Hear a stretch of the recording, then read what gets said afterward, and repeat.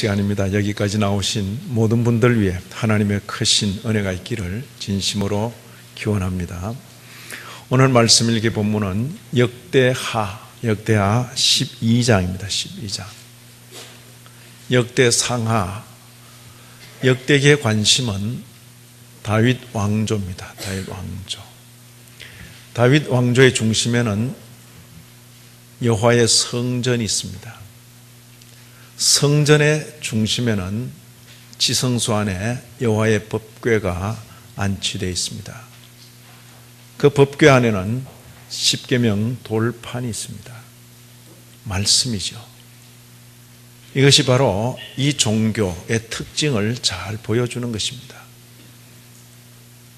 우리가 일반 신전에도 가보지만은 또 흔히 우리 주변에 절간에도 갑니다만은 중심되는 그 대웅전에 들었으면 그 한가운데에 자리 잡고 있는 아주 점잖은 그런 얼굴을 볼 수 있습니다.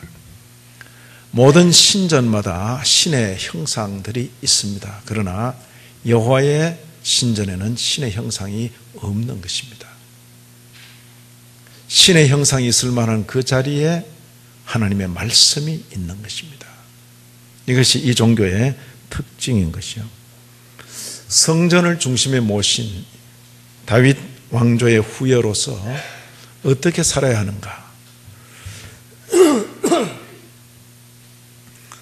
다윗 그리고 솔로몬 때 성전이 완공되었습니다. 그리고 솔로몬의 아들 르호보암. 오늘 본문의 내용은 솔로몬의 아들 다윗의 손자 되는 르호보암과 관계되는 그런 내용인 것입니다. 받은 말씀에 신실하게 살아야 된다. 이게 당위죠. 그런데 역대하로 들어오면 이제 솔로몬으로부터 해서 그 이후에 왕들에 대한 기록이 나오는데 그 모든 기록은 말씀하신 하나님은 신실하신데 그 말씀을 받은 인생,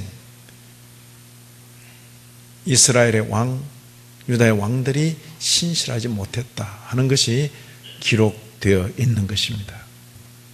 하나님의 신실함과 인생들의 불성실함, 그것이 대조적으로 기록되어 있습니다.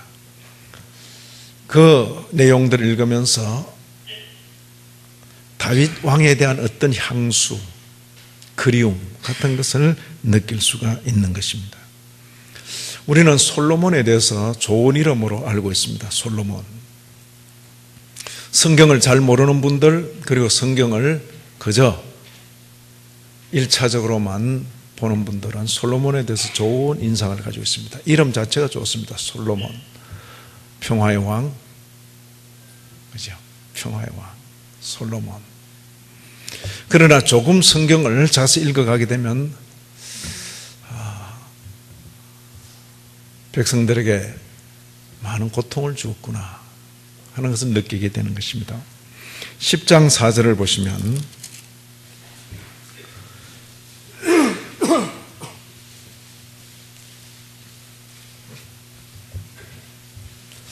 솔로몬 왕이 죽고 그 아들 르호보암이 왕이 되었습니다.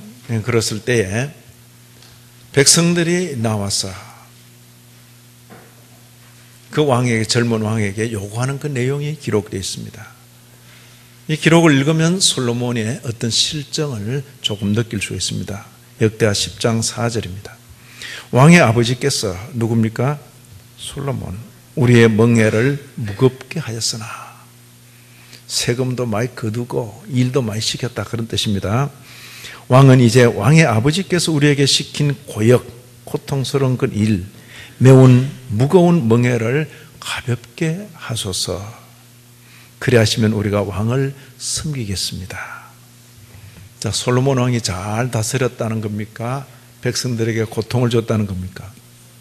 예, 이게 솔로몬 왕의 실정이죠. 조금 더 자세하게 설명하는 것은 오후에 제가 또 설명을 할 것입니다. 아버지의 그 실정 때문에 백성들의 대표가 나와서 젊은 왕에게 요구했고, 젊은 왕은 그 말을 탁 들을 때 기분은 별로 안 좋죠. 안 좋지만 내색하지 않고 한 3일 뒤에 제가 말씀을 드리겠습니다. 그리고는 원로들을 모아서 백성들이 이런 요구를 하는데 제가 어떻게 하면 좋겠습니까? 그때 원로들의 조언은 이것입니다. 왕이여, 잘 들으십시오. 그리고 그 짐을 좀 가볍게 해주십시오. 왕이 백성들 편에서 그렇게 생각하면 백성들은 영원히 왕의 종이 될 것입니다. 나더러 백성을 섬기라고. 이제 새로 된 왕에게 그 말이 결코 좋게 들릴 수 없었습니다. 알겠다고. 그러고는 이제 자기와 함께 자란 젊은 신하들에게 다시 물었습니다. 백성들의 대표가 이런 요구를 하는데 난 어떻게 하면 좋겠나? 그럴 때 젊은이들답게 백성들이 정신을 못 차리는구나.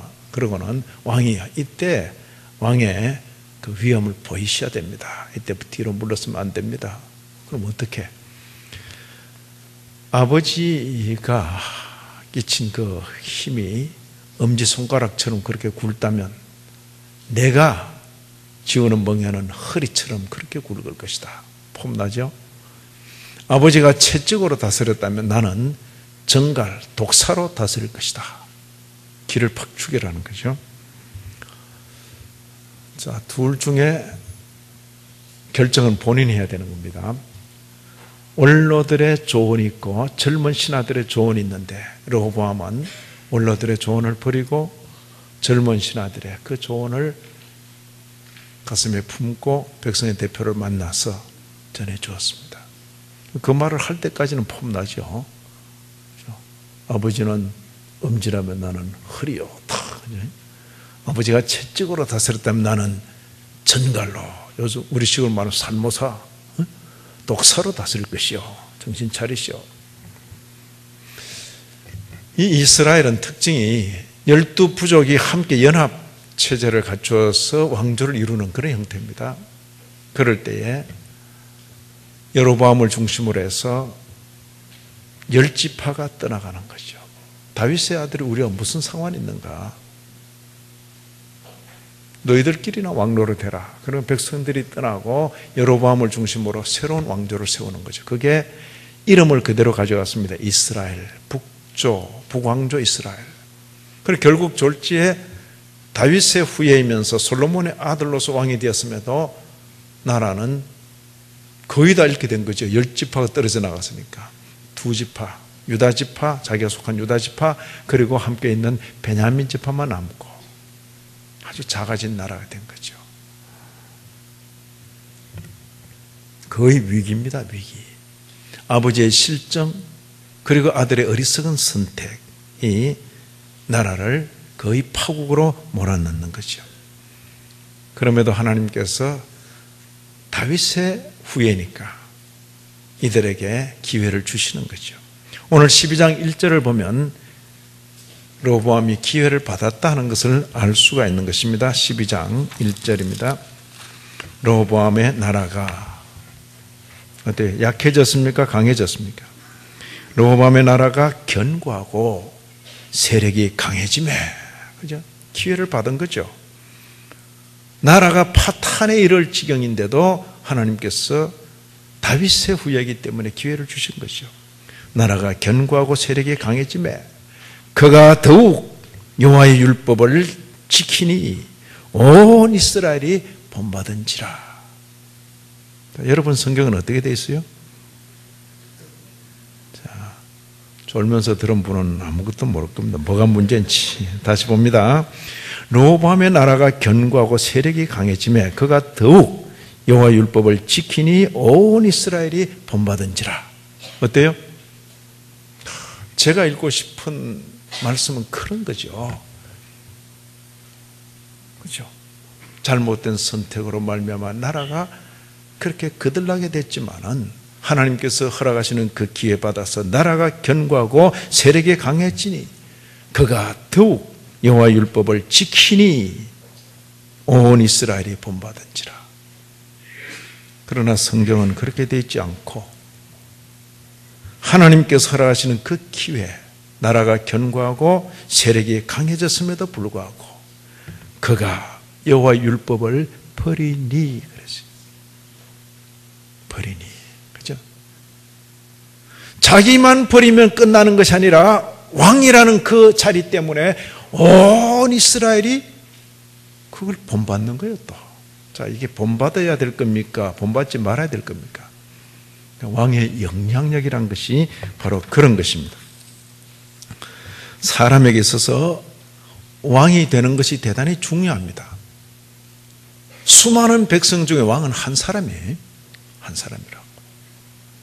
왕이 되는 것이 대단히 중요합니다. 그러나 그보다 더 중요한 것은 어떤 왕이 되는가 하는 그것입니다. 왕이 되어서 자신과 타인에게 선한 영향을 끼칠 수도 있지만 왕이 되어서 자신과 타인에게 해를 끼칠 수도 있다는 거죠. 수많은 온 이스라엘이 본받은지라. 이게 본받을 겁니까?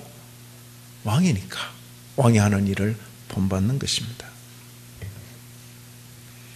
왕이 되는 것도 중요합니다. 보다 중요한 것은 어떤 왕이 되는가. 우리의 시선은 거의 왕이 되는 것에 머물러 있습니다. 왕이 되고 왕이 되어서 누리고 먹고 마시고 이런 정신, 이런 생각이 우리의 거의 모든 일들에 있는 거죠. 어렵고 힘든 공부를 해서 법조인이 되었다. 하여튼 목사님 또 나오는구나. 용서하십시오. 뭐 어쩔 수 없어요. 좀 이따 저도 이야기할 테니까. 자, 그런데 어떤 법조인이 되는가가 중요하죠. 어렵고 힘든 공부를 해서 의사가 되었다. 그런데 어떤 의사가 되는가가 중요하죠. 어렵고 힘든 공부를 해서 목사가 되고 신학 교수가 되었다. 그런데 어떤 목사, 어떤 교수가 되는가가 중요한 거죠. 왕이 되는 것, 만 백성 중에 한 사람입니다. 그런데 어떤 왕이 되는가, 그게 중요한 거죠. 그에 따라서 사람에게 유익을 끼칠 수도 있고 해를 끼칠 수도 있고, 그죠?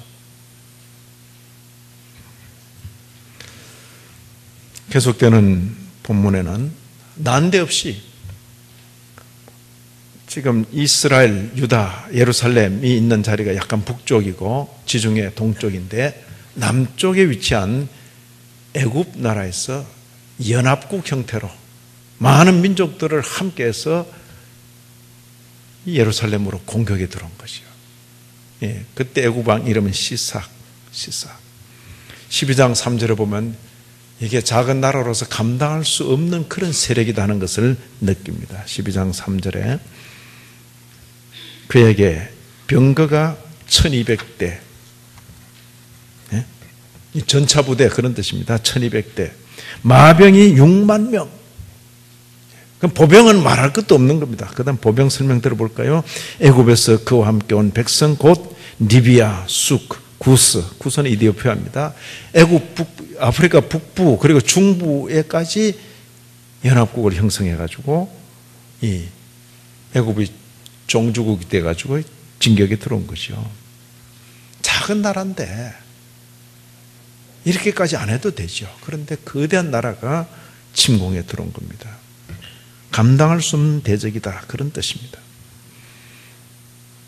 헤아릴 수 없이 많더라. 난데없던 전쟁.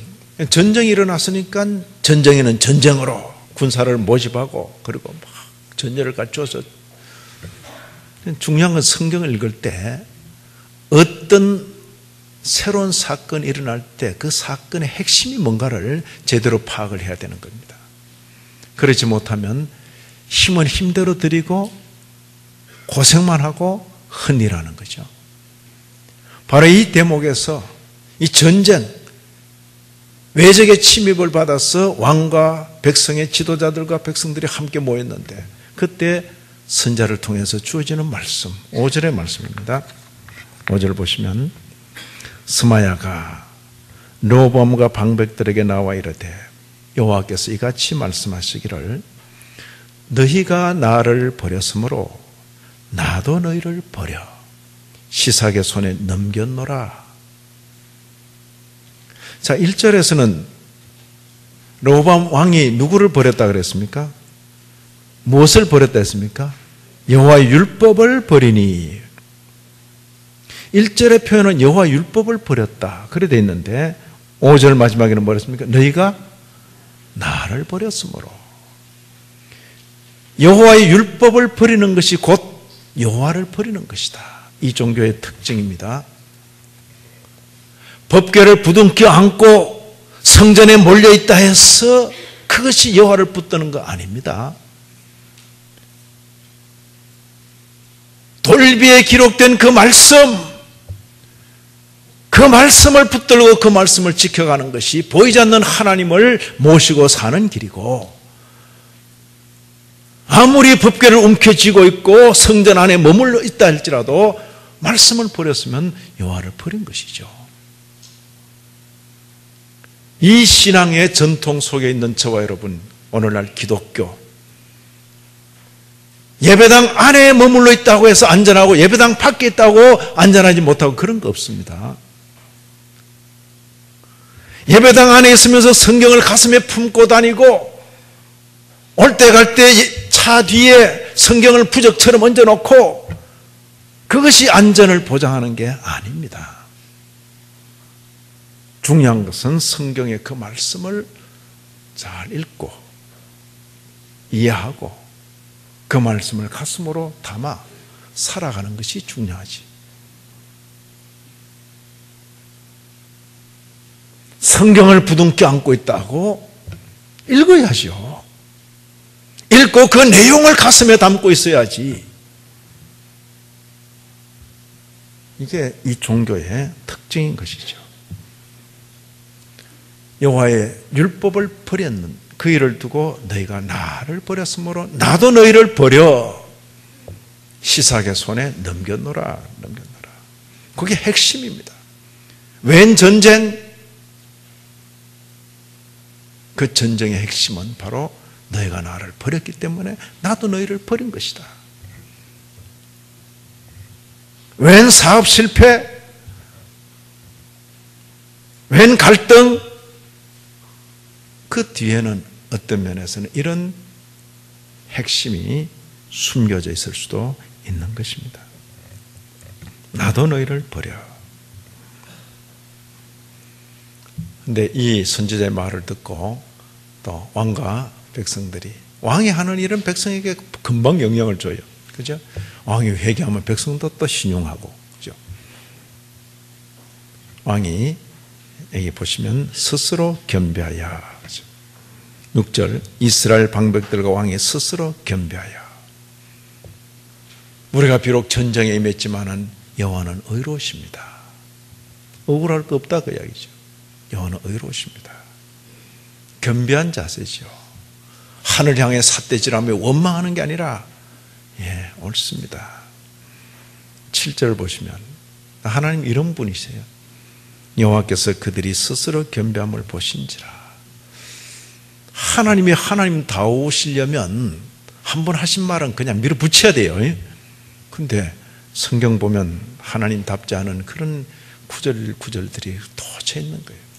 다 말씀하셔놓고 밀어붙이시지 않고 또 회개한다 그러면 또 봐주고 막 이러지. 그런 거죠. 7절 보세요. 여호와의 말씀이 스마야게 임하여 이르시되 그들이 스스로 겸비하였으니 내가 멸하지 아니하고 저희를 조금 구원하여 나의 노를 시삭의 손을 통하여 예루살렘에 쏟아붓지 아니하리라. 봐주는 거죠. 이건 뭡니까? 그 선대 다윗 또 그 아버지 솔로몬이 성전을 짓고 하나님께 기도할 때 우리가 이 성전을 향하여 용서를 구하면 주님 들어주십시오. 네, 들어준다 그랬어요. 일시적인 회개죠. 르호보암이 방향이 잘못됐는데 그럼에도 뉘우치고 회개할 때 받아주시는 거죠. 하나님의 자비와 긍휼이 여기에 있는 것입니다. 내가 시삭의 손에 넘겨놓으라. 시삭이 와서 예루살렘을 막 엉망으로 만들어 버린들 하나님께서 그냥 내가 넘겼다. 그런데 내가 시삭의 손에서 구원하시는 것이죠. 그런데 완전히 진멸하는 데서는 건져주시면서도 이번 사건을 통해서 깊이 깨닫도록 이렇게 하시는 거죠. 보시면 8절입니다. 그러나 그들이 시삭의 종이 되어 나를 섬기는 것과 세상 나라들을 섬기는 것이 어떠한지 알게 되리라. 고생 좀 해봐라 그 이야기입니다. 하나님이 능력이 없어서 하나님의 백성이 애굽 왕을 섬기고 이런 게 아니죠. 하나님께서 누굴 위해서? 그 백성을 다루어가는 방식이죠. 고생 좀 해봐라. 그냥 말로 하니까 하나님 섬기라 하니까 힘들어해. 귀찮아해. 아, 그래? 그럼 그거 가지고 세상 한번 섬겨봐라. 나를 섬기는 것과 세상 왕 시삭을 섬기는 것, 어느 게 더 재밌고 어느 게 더 보람있고 어느 게 더 가치 있는지 한번 보라는 거죠. 많은 경우에 우리에게 닥치는 일도 이와 유사한 경우가 많죠. 그렇죠? 주님의 교회와 관련해서 시간 쓰는 것도 아깝고 돈 쓰는 것도 아깝고 그렇게 아껴놨는데 그래 한번 써봐라 그러면 그죠? 시간도 다 쓰고 돈도 다 쓰고 남는 게 뭐가 있는지 한번 보라. 여기 하나님의 말씀을 버리고 그 결과 하나님 섬기는 일이 귀찮고 어렵고 힘들게 여겨지고 그래 그러면 그 힘 가지고 그 노력 가지고 세상 왕 섬겨봐라 그러면 실제로 겪어서 깨닫도록 깨우침을 주시는 거죠. 여기 멸망은 면했습니다. 그러나 다 잃고 빼앗기고 그리고 영광이 변하여 수치가 되는 그런 내용들이 기록되어 있는 것입니다. 9절 보시면 애굽 왕 시삭이 올라와서 예루살렘을 치고 여호와의 전 보물과 왕궁의 보물을 모두 빼앗고 자 이게 뭡니까? 솔로몬 자기 아버지 때에 그러죠. 얼마나 재물이 많았던지 은 정도는 길거리에 돌처럼 많았더라. 그렇게 성경이 기록됐어요. 약간의 과장법이 있겠지만 대단한 거죠. 나라가 두 조각이 나고 10지파가 떨어져 나갈 때도 르호보암은 그 왕궁을 지킨 거죠. 예루살렘 성과 성전을 지킨 거죠. 그래도 재물은 우리에게 있어.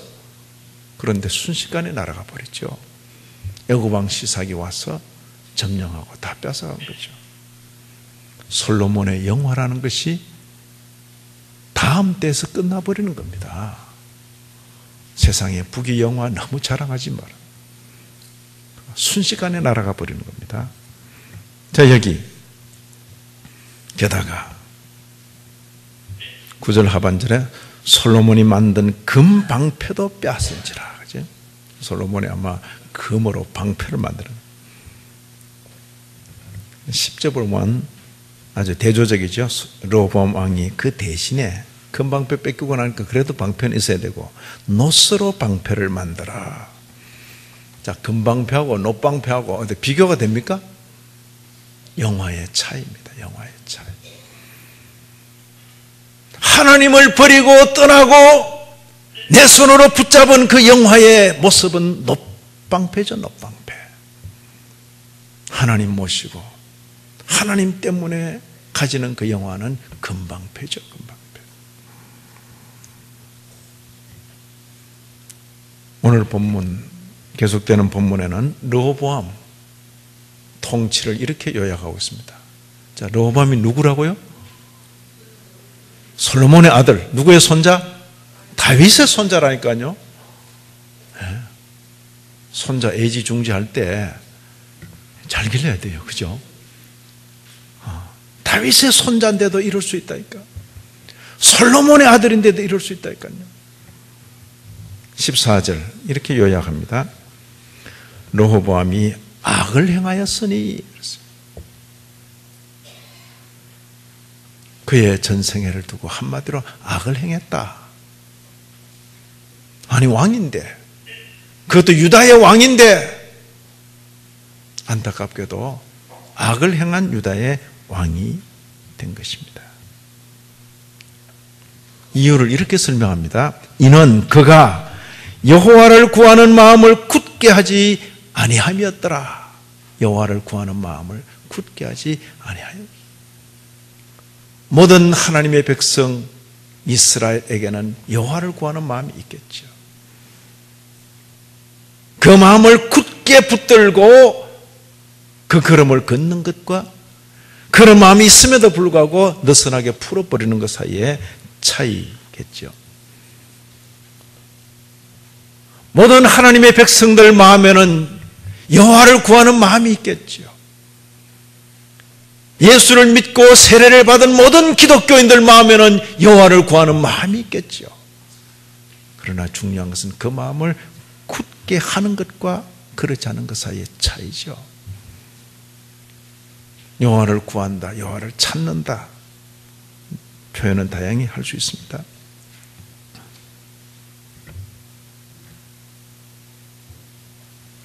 신약에 이런 표현이 있습니다. 우리 주님의 말씀입니다. 너희는 먼저 그의 나라와 그의 의를 구하라, 찾아라 그런 뜻이죠. 그래야면 이 모든 것을 너희에게 더하시리라 그랬어요. 오늘날 종교, 기독교의 모든 종교의, 거의 모든 종교의 특징은 뭡니까? 그 신상 앞에서 빌면서 먹을 것, 마실 것, 입을 것 구하는 것이죠. 아이고 목사님, 더 잘 먹고 더 잘 입고 더 잘 마시는 거, 그거죠. 그게 전부입니다.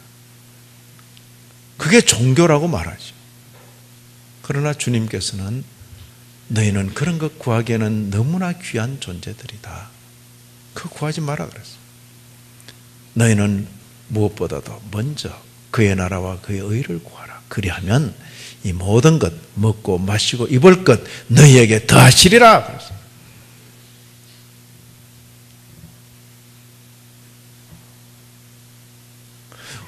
이 종교, 저와 여러분이 앉아있는 이 교회당, 성경의 종교, 예수께서 십자가에 죽으심으로 확정한 이 종교, 십자가 바라보며 내 마음의 소원을 빌어서 그 소원을 성취시키는 그런 종교가 아닙니다. 번지수를 잘못 찾은 것입니다. 위로부터 주시는 그 말씀에 귀를 기울이고 나를 향하신, 우리를 향하신, 이 땅을 향하신, 전 인류를 향하신 하나님의 마음을 알아들이고 그 하나님의 소원을 비로소 인간 내가 소원하는 것입니다. 그래서 듣고 반응하는 거죠. 듣고 반응하는 것. 우리 종교에 위험이 있습니다.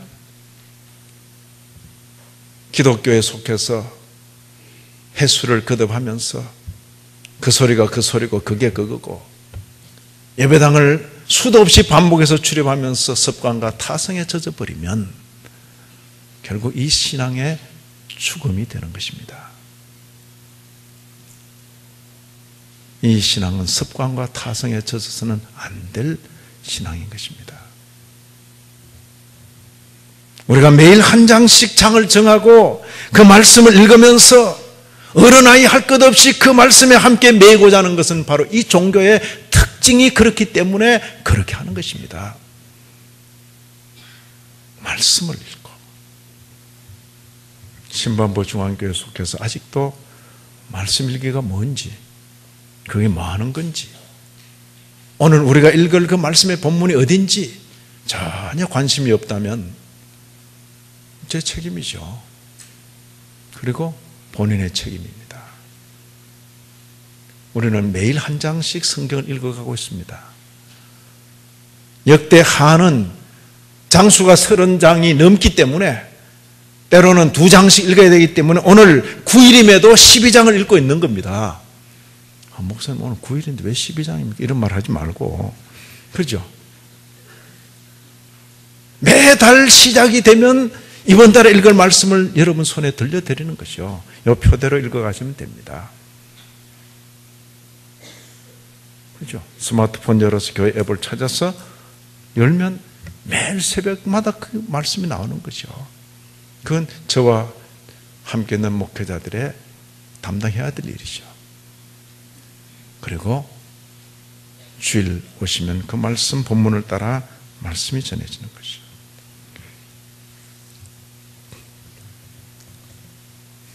포로에서 돌아온 70년 포로에서 돌아온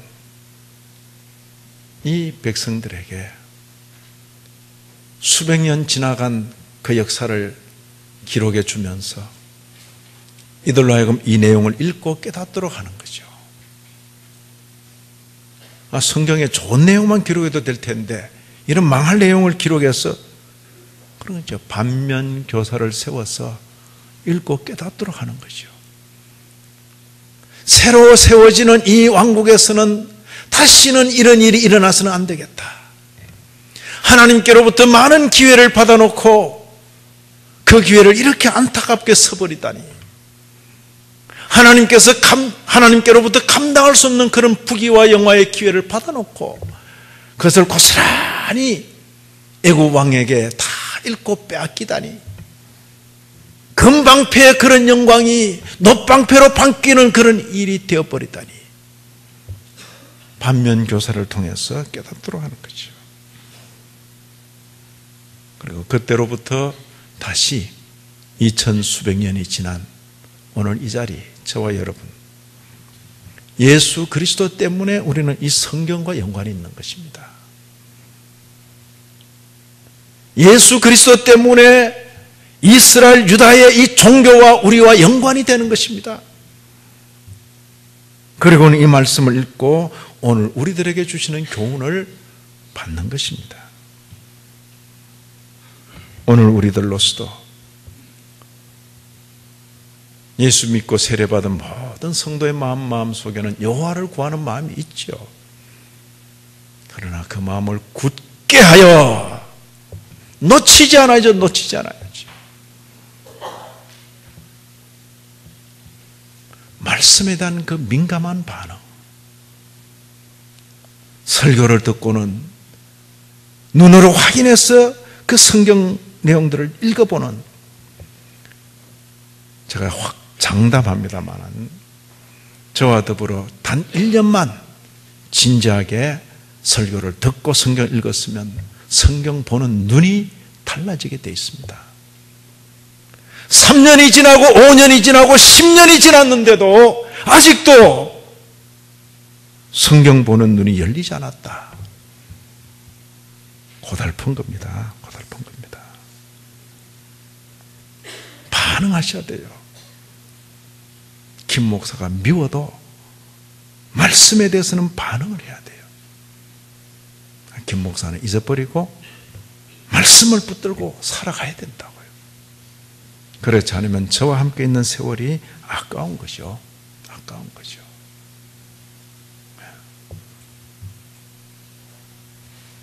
저와 여러분은 이렇게 공간을 같이 해서 만납니다. 그러나 이렇게 만나지 못하면서도 그저 인터넷상으로 제 얼굴을 보고 제 음성을 들으면서도 말씀에 반응하는 그 영혼들이 있는 거죠. 영혼들이.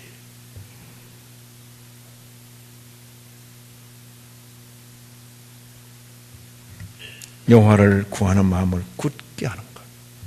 어떤 형편에서도 여호와를 버리지 않아야죠. 어떻게 여호와를 모십니까? 말씀을 붙잡는 것이 여호와를 모시는 거죠. 이제 후로는 전해지는 말씀 눈으로 확인하며 우리의 마음에 새기고 또 새기면서 여호와를 모시고 살아가는 저와 여러분 우리 모두가 되기를 진심으로 기원합니다. 하나님 아버지,